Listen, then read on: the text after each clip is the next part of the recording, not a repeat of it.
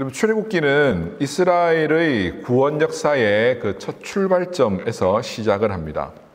그렇다고 해서 이 출애굽기에 기록된 이스라엘의 이 구속 역사가 단지 이스라엘 한 민족을 구원하는 역사로 이해하면 그것은 큰 오산입니다. 이스라엘의 출애굽 역사를 통하여서 하나님께서 하나님 나라의 백성들을 어떻게 구원하시고 하나님의 교회를 이 구약시대 때부터 어떻게 세워 나가셨는지를 보여주시는 겁니다. 그래서 성경은 어느 책이나 할 것 없이 다 중요하죠. 성경에 이 기록되어 있는 이 말씀들은 다 중요합니다만은 이 출애굽기는 그 구약 성경에 있어서 그 구원의 개념이 어떠한 것인지 그 처음으로 가장 명확하게 밝혀주는 책이라는 점에서 어떤 그런 의미적으로 좀 중요하다 할 수 있습니다. 왜냐하면 이 말씀만 중요한 게 아니라 이 출애굽기의 이 구속 역사의 이 사건들을 이해할 때에 구약 시대 그 이후의 역사서들이나 선지서들 가운데서 왜 그런 말씀을 하고 왜 선지자들이 그런 책망들을 하는지 좀 더 명확히 이해할 수 있기 때문입니다. 그래서 여러분, 우리는 구약 성경을 읽을 때도 이 출애굽기의 내용을 잘 알고 있는 것이 이해하는 데 도움이 되고, 더 나아가서 신약에서는 이 출애굽 사건보다 더 큰 출애굽을 이끄시는 그 예수님이 모세보다 더 큰 모세임을 이제 기록하고 있는데, 그 이 출애굽기의 내용을 이제 알아야 그 신약 성경의 어떤 예수님의 그 구속 사역들의 의미에 대해서도 우리 좀 더 잘 이해할 수가 있습니다. 출애굽 사건 중에서도 이 구원 역사의 정점에 있는 사건은 바로 오늘 우리가 읽은 본문에 기록된 이 유월절 사건이라 말할 수 있습니다.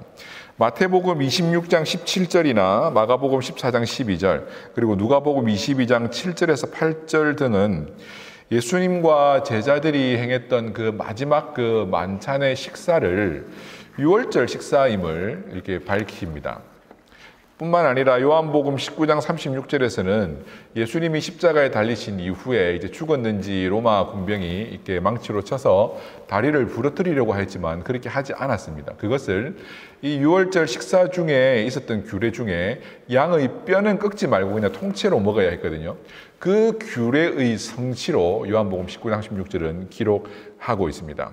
또한 바울도 고린도전서 5장 7절에서 예수님을 우리를 위한 유월절의 어린 양으로 기록하고 있습니다. 이와 같이 여러분, 유월절 사건은 신약에서도 아주 중요하게 해석될 만큼 이스라엘 구속 역사의 정점이며 우리를 위해 십자가에서 죽으신 예수님의 그 십자가 사건의 모형입니다. 이런 점에서 우리는 유월절을 오늘 이 시대에 지키지는 않지만 이 유월절을 완성하신 예수님 안에서 이 유월절의 의미를 해석하고 오늘 우리의 삶에 어떤 의미가 있는지 우리는 바르게 이해해야 합니다. 또한 오늘 우리가 말씀에서 읽었던 것처럼 자녀들이 이 유월절이 무엇인지 물을 때에 우리는 가르쳐 줄 수 있어야 합니다. 예수님은 우리를 위한 유월절의 희생양이 되셨죠. 우리는 유월절 어린 양 대신 예수님의 그 피로 말미암아 이 세상의 죽음이 이렇게 내릴 때에 그 가운데서 구별되어 구속받은 하나님의 자녀가 됩니다. 그래서 우리는 날마다 이 예수님을 통하여 완성된 이 유월절을 기념하며 그 유월절의 기념 식사였던 그 어린 양의 고기와 그리고 무교병의 떡과 그리고 쓴 나물을 먹으며 이 유월절을 기억해야 하는데, 이것은 오늘 우리가 하나님의 말씀을 먹음으로 날마다 우리의 영이 윤택해지며 배부르고, 또한 쓴 나물을 먹으며 예수 그리스도의 고난과 그 십자가의 삶이 무엇인지 날마다 기억하며 살아가는 삶이라 할 수 있습니다. 출애굽기 11장은 모세가 애굽에 9번째 재앙을 내린 이후에 마지막 10번째 재앙이 어떠할 것인지에 대한 경고로 출애굽기 11장이 마쳐집니다. 뒤이어서 이제 출애굽기 12장에서는 이 앞장에 기록되어 있는 그 형식들에 의하면 이제 마지막 10번째 재앙이 내려져야 되는데, 그 마지막 10번째 재앙이 내리기 전에 이 유월절의 규례가 어떠한지, 그리고 무교절을 어떻게 지켜야 하는지, 그리고 유월절에 어떤 일이 일어났는지를 먼저 기록을 하고 있습니다. 하나님은 모세를 통하여서 바로에게 9번이나 이제 경고를 하셨죠. 이미 총 이제 애굽에 10가지 재앙이 내립니다. 성경을 잘 모르시는 분이 있을 수도 있어서 말씀을 드리면, 하나님께서 모세를 통하여서 이집트의 왕인 파라오에게, 성경에는 바로라고 되어 있죠. 이 파라오에게 이스라엘 백성들을 이제 내보내라고 이제 명령을 합니다. 근데 바로가 그것을 거절하죠. 그래서 하나님께서는 모세를 통하여서 애굽에 10가지 재앙을 내리는데, 이제 11장까지, 출애굽기 11장까지 9번째 재앙까지 다 마쳐집니다. 이제 10번째 재앙이 시작을 해야 되는데, 하나님께서는 바로 시작을 하시지 않고 6월절을 지킬 것에 대하여 명령하시고, 이제 그 말씀, 하나님께서 모세에게 6월절 규례에 대하여 일러주시는 그 말씀이 12장에 기록되어 있게 하셨습니다. 내 백성을 보내라. 지금까지 9번의 경고를 들었던 바로는 그 하나님의 말씀에 불순종합니다. 보내지 않으면 재앙으로 애굽을 치겠다라고 하신 그 하나님의 말씀이 이루어져서 9번의 경고성 재앙이 이미 내려졌지만 완악한 바로는 순종하지 않았습니다. 이제 마지막 10번째 재앙만 남아 있습니다. 이제 우리의 관심은 자연스럽게 마지막 재앙이 어떻게 임하는지로 이제 관심이 옮겨져야 할 텐데, 하나님께서는 이 마지막 재앙을 내리기 전에 6월절과 무교절을 지킬 수 있는 시간을 주십니다. 근데 하나님은 이 마지막 재앙 전에 이제 계속 말씀을 한 것처럼 출애굽기 12장 1절에서 20절의 그 모세에게 어떻게 지켜야 되는지 말씀을 하시고, 이제 오늘 우리가 읽은 21절과 28절에는 그 말씀대로 모세가 이스라엘 백성들에게 첫 유월절을 지키게 한 장면이 이제 오늘 우리가 읽은 본문이죠.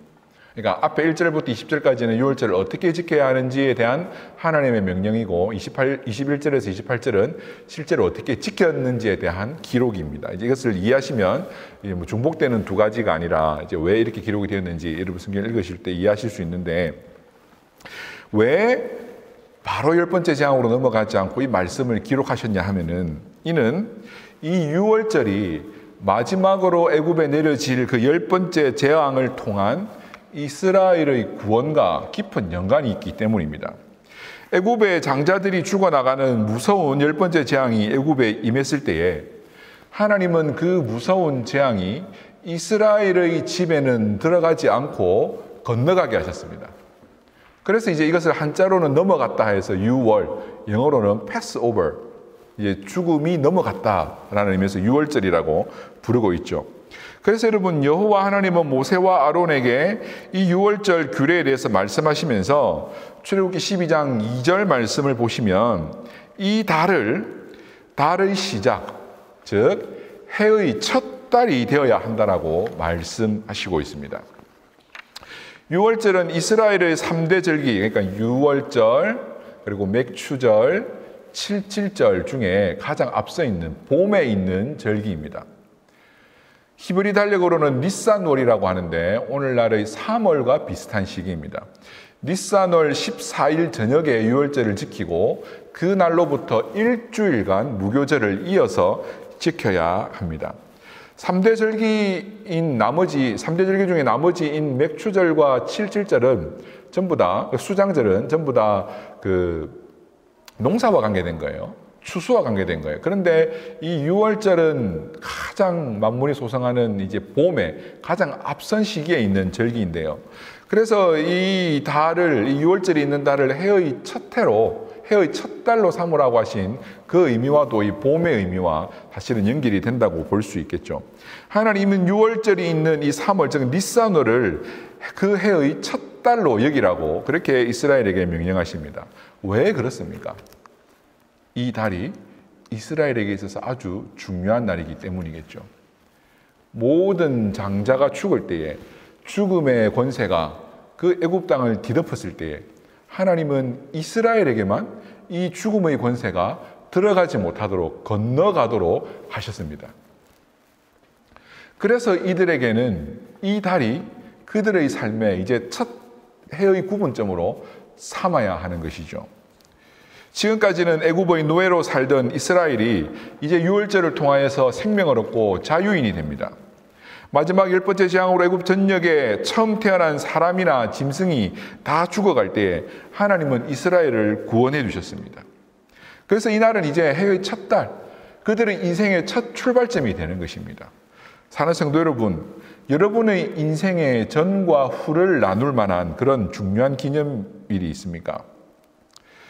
우리의 인생의 분기점은 우리가 사망에서 생명으로 옮긴 이 날이 되어야 할 것입니다. 우리의 육신에 있어서 가장 중요한 날은 생일이라 할 수 있겠죠. 그죠? 우리가 태어나기 전과 태어난 이후 이 땅에서의 삶이 시작된 삶의 중요한 분기점이 생일이라 할 수 있겠죠. 하지만 여러분, 그것보다 더 중요한 것은 하나님께서 우리를 구원하신, 바로 우리가 예수 그리스도를 통하여서 그 은혜를 입고 새로운 인생을 살아가게 된 그날이 우리의 인생의 해의 첫 달이 되어야 할 줄로 믿습니다.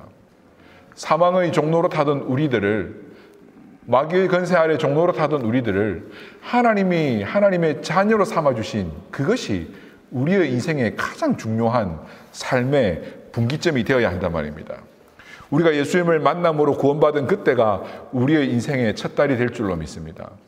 사망의 그림자가 우리에게서 벗어난 그때가 우리의 인생의 가장 중요한, 가장 첫 번째로 중요한 날이 되어야 할 것입니다. 이것은 날의 첫 번째 의미도 중요하겠지만 바로 예수님을 통해서 우리가 구원받은 그것이 우리의 인생의 가장 중요한 것이 되어야 한다는 말입니다. 왜냐하면 사망에서 건짐을 받았기 때문입니다. 그 구원을 받지 못했으면 우리는 사망 가운데 있어야 하기 때문입니다. 태어난 것보다도 우리가 예수 그리스도로 말미암아 구원받은 그것이 훨씬 더 중요한 은혜인 것입니다. 이제 그래서 이 인생의 가장 중요한 분기점이 되는 그 해의 첫 달이 되어야 하는 이 유월절을 하나님께서 어떻게 지켜야 하는지 이제 말씀해 주시는데, 이 말씀들을 이제 살펴보면서 왜 유월절이 이토록 중요한 해의 첫 달이 되어야 하며 우리 인생의 중요한 삶의 분기점이 되어야 하는지 그 의미들을 조금 더 살펴보겠는데요. 본문 26절에는 모세가 장로들에게 앞으로 자녀들이 이 절기들에 대해서 물으면 어떻게 대답해야 하는지 알려주고 있습니다. 왜냐하면 이날 지키는 이 유월절이 첫 유월절입니다. 이전에 없던 절기입니다. 유월절을 처음으로 지킨 이후에 광야에서는 유월절을 지키지 못합니다. 광야에서의 시간이 40년이나 흘러가죠. 가나안 땅에 들어가서 다시 유월절을 지키게 될 텐데 광야에서 태어난 자녀들은 유월절이 뭔지 본 적도 없고 배운 적도 없습니다. 그래서 그 자녀들이 이 유월절 지키는 부모 세대를 보면서 왜 우리가 이 날을 지키죠? 라고 물을 때에 그 자녀들에게 이 유월절의 의미가 무엇인지 분명히 말해 주어야 한다는 것이죠. 27절을 보시면 이 유월절은 뭐라고 말씀하고 있습니까? 여호와의 제사다. 여호와의 제사다. 이 제사는 어떤 의미가 있습니까? 희생의 의미가 있습니다. 희생의 제물이 없는 제사는 없습니다. 모든 제사에는 희생의 제물이 있어야 합니다. 이 제사, 그러니까 이 희생으로 인하여서 애굽 사람에게 무서운 재앙이 내릴 때에 하나님께서는 그 희생을 통하여서 이스라엘에게는 그 재앙이 넘어가게 해주신 겁니다. 그냥 공짜로 구원이 주어진 게 아니란 말입니다. 여호와 하나님께서 마련하신 이 유월절의 희생 제사를 통하여서 이스라엘 백성들에게 구원이 임한 것이죠. 유월절은 하나님이 마련하신 희생의 제사입니다. 아무런 값 없이, 우리가 지불한 값은 없지만 아무런 값 없이 지불된 은혜가 아니라는 말입니다. 희생의 제사가 있었습니다. 그래서 여러분 3절부터는 유월절 식사의 규례에 대해서 이제 말씀을 하고 있는데, 이달 열흘, 즉 니산월 10일이죠. 이 니산월 10일에 어린 양을 미리 준비해야 합니다. 아직은 먹지 않습니다. 그리고 가족의 수대로 맞추어서 어린 양을 취해야 합니다. 혹 식구가 너무 적으면 옆집과 함께 한 마리를 준비해도 됩니다. 이때 이 어린 양은 흠이 없는 제물이어야 하고, 그리고 1년 된 순양이나 혹은 숫염소여야 합니다. 이 열흘째, 니산월 열흘째에 미리 준비한 이 양을 잘 준비하고 있다가 니산월 14일 저녁에, 보통 절기는 아침에 시작하는데 유월절은 이날 저녁에 시작을 합니다. 왜냐하면 이날 저녁에 애굽에 무서운 재앙이 내릴 때에 이 식사를 통하여서 이 유월절 희생제사를 드린 동참한 이스라엘 백성들에게는 죽음이 건너갔기 때문입니다. 이 저녁에 이제 양을 잡아서 가족이 함께 먹어야 합니다. 이때 중요한 의식이 동반이 되는데 7절부터 보시면 양을 잡을 때에 피는 어떻게 처리해야 합니까? 양을 먹는 그 집 좌우 인방에 발라야 되고, 그러니까 양쪽 문 기둥이죠. 발라야 되고, 그리고 문 설주, 그러니까 문 위에 발라야 됩니다. 그러니까 바른 문 지방에는 바르진 않습니다. 그러니까 양쪽 옆과 그 문 설주에 이 피를 발라 놓아야 됩니다. 오늘 본문인 21절부터는 이스라엘 백성들이 어떻게 유월절을 지켰는지 이제 그 첫 번째로 지킨 유월절의 사건이 기록되어 있는데요. 22절을 보시면 우설초로 피를 묻혀서 문 인방과 좌우 설주에 실제로 바르죠, 이스라엘 백성들이. 그리고 아침까지 어떻게 했다고 합니까? 성경을 보십시오. 22절부터 보시면 아침까지 문 밖에 나가서는 안 됩니다. 그러니까 이 죽음의 권세가 끝이 날 때까지 그 문 밖에 나가서는 안 됩니다. 나가면 죽습니다. 23절 말씀을 보시면 여호와께서 애굽에 재앙을 내리실 때에 그 재앙이 이 피를 보고는 그냥 넘어갔던 것입니다. 왜 이 피를 발랐을까요? 그리고 왜 그 피를 바른 문 안에서 나오면 안 됐을까요? 애굽에 재앙을 내리는 그 하나님의 천사가 이스라엘의 사람들을 알아보지 못해서 피를 꼭 발라야 했을까요? 이미 피를 바르고 양도 먹었는데 밖에 좀 돌아다닌다고 하나님의 사람을 못 알아보고 죽였을까요? 그것이 아니라 반드시 이 피에 적셔져야 된다는 겁니다. 반드시 이 희생의 제물의 그로 말미암은 이 피의 권능 아래 있어야 한다는 겁니다. 여기를 밖으로 나간다는 것은 이미 그 자체로 그 피의 어떤 희생의 능력을 의지하지 않는다는 거죠. 이미 중보자, 구속자, 희생자의 그 은택을 바라보지 않는다는 겁니다. 이 구원의 은혜를 이미 무시한다는 겁니다. 있으라고 할 때까지는 반드시 그 피를 바른 그 집안에 반드시 머물러 있어야 합니다. 어린 양의 희생이 있었을 때에 그것으로 말미암아 죽음이 건너간 것입니다. 우리의 힘이나 우리의 능력이나 우리 어떤 기존에 가지고 있던 친분이나 그 어떤 것으로도 우리가 죽음에서 벗어날 수가 없습니다. 그래서 이 피를 바름으로 인해 여호와 하나님에 대한 분명한 공적인 믿음의 선언이 이루어지는 것입니다. 이 피를 발랐을 때 마치 부적을 붙여놓는 것처럼 그런 의미가 아니라 이 피를 바를 때에 나는 하나님의 자녀다라고 하는 공적인 신앙 고백을 하는 시간인 것입니다. 그래서 오늘 우리도 마찬가지죠. 우리를 위하여 죽으신 예수 그리스도의 그 보혈을 믿는 분명한 신앙 고백 없이 그 신앙 안에 머물지 않고서는 우리는 어떠한 방법으로도 구원을 받을 수가 없습니다. 예수 그리스도의 보혈 밖에는 구원이 없는 줄로 우리는 믿어야 합니다. 그래서 이 사망의 권세가 끝이 날 때까지 우리는 끝까지 이 보혈에 머물러 있어야 합니다. 유월절은 애굽의 장자들이 죽을 때에 이 죽음이 이스라엘을 집을 넘어간 것을 기념하는 절기죠. 이 날의 구원은 공짜로 주어진 것이 아니라 유월절 그 어린 양의 희생으로 말미암아 하나님께서 값없는 은혜로 죽음의 권세를 넘겨주신 것입니다. 하나님은 바로에게 나의 장자인, 세상에서 내 장자로 부른 이 이스라엘을 내보내라고 하셨습니다. 그런데 바로는 하나님의 장자격인 이스라엘을 하나님께로 돌려보내질 않습니다. 하나님께 예배해야 될 하나님의 자녀들을 돌려보내질 않습니다. 그러자 하나님께서 그 애굽을 어떻게 치료하십니까? 하나님의 자녀들을 돌려보내지 않는 그 애굽의 자녀들을 하나님은 심판하신 것이죠. 바로 네가 내 아들을 보내지 않아? 내 자녀들을 보내지 않아? 나는 이제 내 아들을 치겠다. 이때 우리가 애굽의 장자들과 함께 죽지 않기 위해서는 단지 이스라엘 사람인 것으로는 부족하고 반드시 하나님께서 정하신 그 유월절 규례를 따라 그 피를 우리의 집 좌우 설주와 인방과 설주에 발라 놓고 그 안에 머물러 있어야 하는 것입니다. 이스라엘을 구하기 위해 어린 양이 희생되었고 또한 이스라엘을 구하기 위해 애굽의 장자들이 희생을 당했습니다.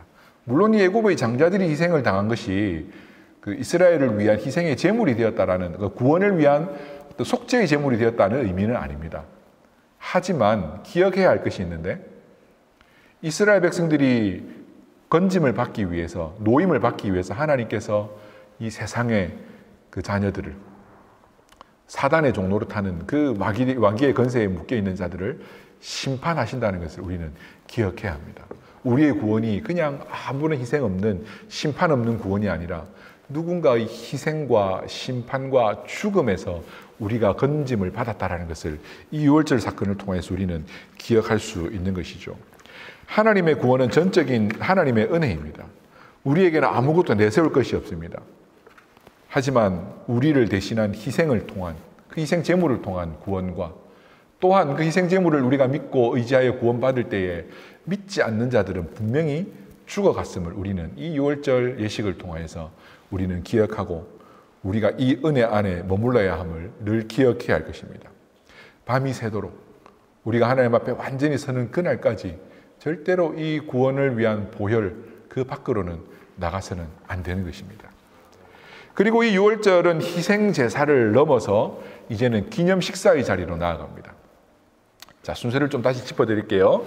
제일 처음에 제가 이 유월절은 우리 인생의 첫날, 해의 첫 달이 되어야 함을 말씀을 드렸습니다. 이것은 우리의 구원이 우리의 인생의 시발점이 됨을 말씀을 드린 거고요. 왜 그러면 이 유월절이 우리의 인생의 첫 출발점, 시발점이 되냐 하면 이 날이 이 유월절이 여호와 하나님이 마련하신 희생 제사의 날인데 그 희생을 통해서 우리가 구원받았기 때문입니다. 여기에 이어서 하나님은 유월절 가운데 기념의 식사를 우리에게 허락하십니다. 이 기념 식사에는 유월절의 기념 식사와 동시에 유월절과 이어서 일주일간 진행되어야 하는 무교절의 식사가 함께 동반됩니다. 이스라엘 백성들은 유월절 저녁에 이날 잡은 양의 피는 문에 바르지만 그 고기는 내장과 함께 전부 다 불에 구워서 먹어야 했습니다. 그리고 뼈는 꺾지 않아야 했습니다. 그리고 이 양의 고기를 먹을 때 반드시 날이 새기 전에 다 먹어야 하고 허리에 띠를 두르고 지팡이를 잡고 급히 선체로 마치 떠날 사람처럼 그렇게 먹어야 했습니다. 뿐만 아니라 이 고기와 함께 12장 8절부터 보시면 무교병과 쓴 나물을 먹으라고 하죠. 무교병은 발효시키지 않은, 그러니까 누룩을 넣지 않은 발효되지 않은 떡입니다. 그러니까 우리가 빵을 만들 때 밀가루 반죽에다가 이스트를 넣으면 빵이 부풀지 않습니까? 그죠? 안 부푸른 빵, 그냥 납작한 밀가루 그대로 익혀진 그 빵을 먹어야 합니다. 사실 빵은 발효가 잘 되어야 맛있잖아요. 그죠? 발효가 잘 되어야 뽀송뽀송하고 맛있는데 그냥 그 무교병을 먹어야 합니다. 고기와 함께. 그리고 또 뭘 먹어야 한다 했죠? 쓴 나물을 먹어야 했습니다. 왜 쓴 나물을 먹게 했을까요? 고기를 먹을 때는 반드시 쓴 채소를 같이 먹어야 몸에 좋아서 그랬을까요? 그래야 소화가 잘 돼서 그렇게 말씀하셨을까요? 우리는 이제 이 말씀을 이해할 때에 이제 유월절과 무교절이 따로이기도 하지만 또한 동시에 지켜지는 날이기 때문에 이 모든 식사를 통틀어서 이제 유월절의 개념을 좀 이해를 해야 되는데요. 정리를 해보면 이렇습니다. 유월절의 희생 제사는 그저 피를 바르고 바라마 보는 것으로 그치는 것이 아니라 그 구운 고기를 먹을 때에 우리가 배가 부르고 우리에게 만족이 있는 것처럼 실제로 우리가 그 은혜 안에서 그 영적인 배부름이 있는 그런 예식이라는 겁니다.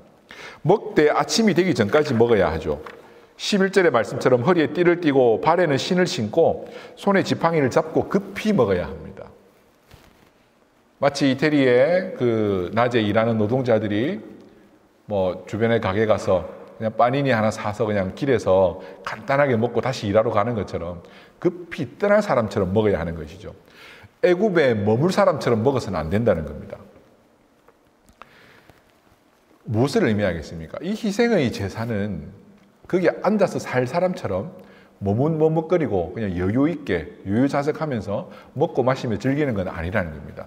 하나님께서 이 광야의 삶을 시작할 이스라엘 백성들에게 이제는 이 먹을 것을 통하여서 앞으로 주실 힘과 능력에 대해서도 말씀하시지만 또한 분명히 말씀하시는 것은 그 광야에서 인도하시며 먹을 것을 주신 하나님의 말씀에 순종하여서 구원받은 그때로 그 즉시로 발을 떼야 한다는 겁니다. 하나님의 나라를 향하여 걸어가야 한다는 겁니다. 이 희생의 제사는 미뤄져서는 안 되고 급히 행해야 합니다. 마치 떠날 사람처럼 급히 고기를 먹어야 합니다.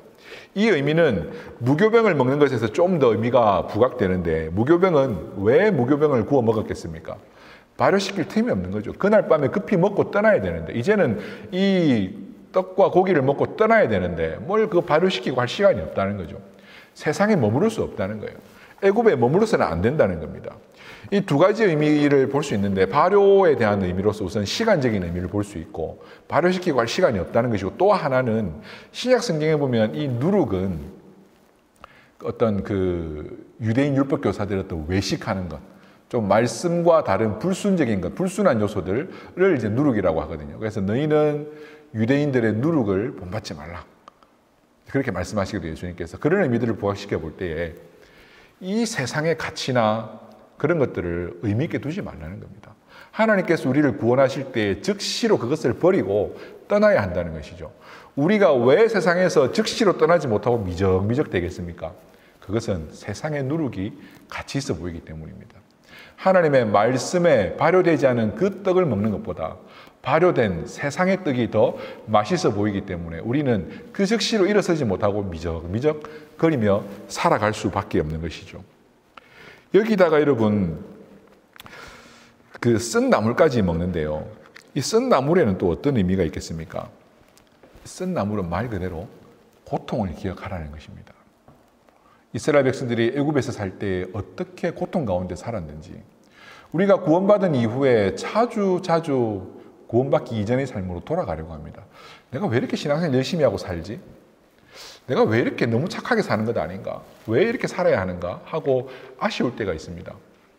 세상 사람들이 마음껏 즐기면서도 잘 살아가는 것을 볼 때에 좀 내 현재의 삶이 아쉬울 때도 있습니다. 왜 그렇겠습니까? 쓴 나물의 고통을 잊었기 때문입니다. 내가 애굽에 있었을 때 구원받기 전에 삶이 얼마나 고통스러운 삶이었는지, 내가 하나님께 선택되어 구원받기 전에 얼마나 비참한 삶을 살았는지 우리는 잊어버리기 때문에 자꾸 이전으로 돌아가려고 해요. 실제로 애굽에서 나와서 광야에서 살 때 이스라엘 백성들이 어떻게 했습니까? 우리가 애굽에서는 잘 살았는데 왜 여기 광야에까지 나와가지고 우리를 이 고생 시키냐고 모세에게 늘 불평하고 불만하지 않았습니까? 그것은 이 쓴 나물의 기억을 잊어버렸기 때문입니다.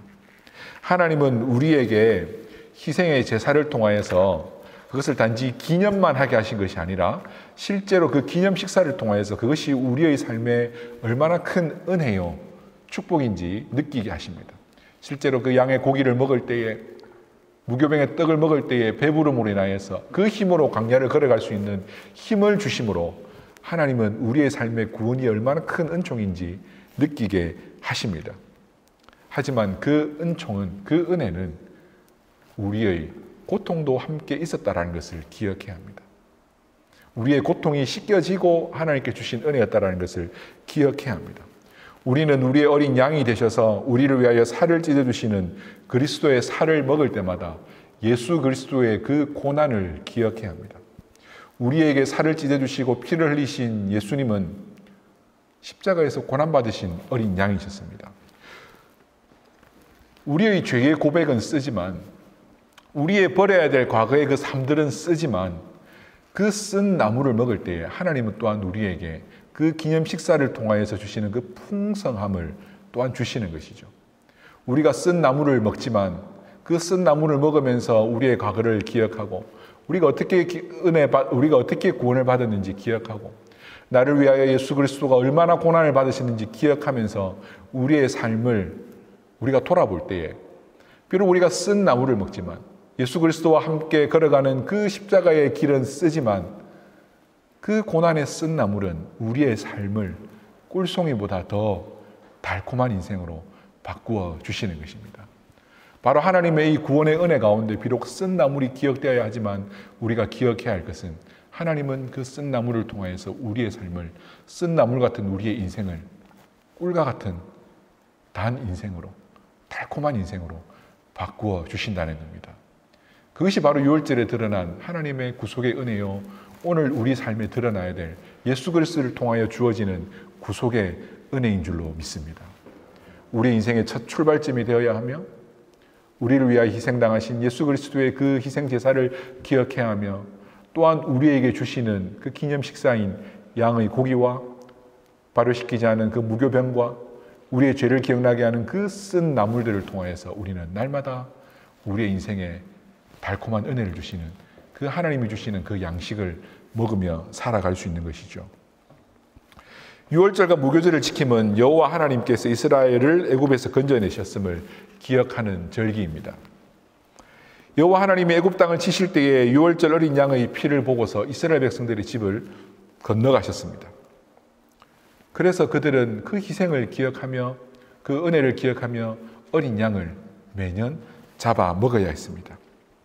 그리고 이스라엘의 군대를 급히 애굽 땅에서 나오게 하신 것을 기념하여서 아무런 준비도 없이 그냥 급하게 먹을 수밖에 없던 그날을 기억하며 무교병과 그들이 과거에 쓴 기억들을 기억하며 쓴 나물을 매년 먹어야 했습니다. 오늘 우리는 이 유월절과 무교절을 더 이상 지키지는 않습니다. 그럼에도 우리는 유월절을 성취하신 예수 그리스도를 통해서 영적으로 이 유월절을 늘 기억하며 살아야 합니다. 날마다 우리는 예수 그리스도의 보혈을 의지해야 합니다. 우리의 심령에 이 피가 발라져 있어야 되는 겁니다. 그럴 때 하나님은 우리에게 그 피 흘림을 통한 생명의 양식을 날마다 공급하여 주십니다. 또한 우리가 구원받았음을 세상에서 아무것도 가지지 못하고 급히 나왔음을 기억해야 합니다. 그래서 우리는 날마다 세상의 가치로 발효된 떡을 먹어서는 안 되고 이 발효되는 시간을 기다리기 위해서 세상이 미적거려서는 안 되고 늘 언제나 우리를 구원하여 주신 그 은혜를 기억하며 그 즉시로 하나님께로 돌이켜야 하는 것입니다. 우리가 이 죄의 결과가 쓴 나무를 먹을 때에 이 죄의 결과가 우리에게 얼마나 쓴 것인지 잊어버리면 우리는 또다시 과거로 돌아가고 쓰디쓴 우리 인생의 맛을 다시 겪을 수밖에 없을 것입니다. 이렇게 우리가 구원받았음을 기억하기 위해 우리는 매주일 유월절 어린 양이 되신 그 예수 그리스도의 보혈을 의지하며 하나님의 기념 식사의 자리로 나아오는 것입니다. 이 강단은 하나님께서 우리를 위하여 베풀어 주시는 식사의 자리인 줄로 믿습니다. 하나님께서 우리를 위하여 베풀어 주시는 그 영적 양식인 말씀을 공급하여 주시며 이 말씀을 통하여서 날마다 우리에게 영의 힘을 주시는 자리인 것입니다. 그래서 매주일 주님께 나올 때마다 우리는 이 유월절을 기억하며 기념하며 나와야 하는 것입니다. 그래서 우리 영의 양식이 되는 이 말씀에는 세상의 가치가 포함되지 않은 발효되지 않은 무교병이 있을 것이고 또한 우리의 죄가 기억나게 하는 쓴 나물도 분명히 있을 것입니다. 하지만 이 하나님께서 주시는 순수한 말씀인 이 무교병과 이 쓴 나물을 통해서 우리의 영은 날마다 하나님이 주시는 그 은혜의 달콤함을 경험하게 될 줄로 믿습니다. 이 하나님의 은혜가 유월절 어린 양 대신 예수 그리스도를 통하여 날마다 우리의 삶에 이루어지고 또한 우리는 이것을 날마다 기억하고 또한 우리 자녀 세대들에게 계속해서 전하고 전수할 수 있는 우리 성도님들 되시기를 바랍니다.